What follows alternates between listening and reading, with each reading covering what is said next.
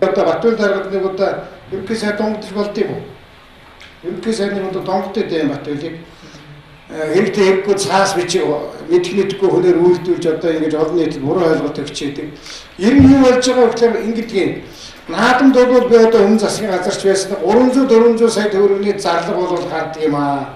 Тэр гардаг зарлага гардагаараа гарна. Дээр нь бас билет янз бүрийн юм тасалбар өвтөр зараад хэд гурван төгрөг олдог юм аа. Ингээд Монгол улсын наадам бол жилдээ за дээдлэх өсрөөд өнгөрсөн жил хэд болсон юм? Өнгөрсөн жил тэрбум орчим. Тэрний өмнөх жил нэг тэрбум 300 орчим. Нэг энэ орчимд л болдог. Тийм учраас Монгол гэдэг айл энэ жилийнхээ наадмыг тэрбум орчим төгрөгөндөө багтаагаад хийнэ. 54 метргээд байгаа бол огт үндэслэлгүй зүйл. За тэр үндэслэлгүй болохыг одоо манай Батбаяр даргын тэр бүдсэн юм цаасын дараа нь үсэж яриулъя.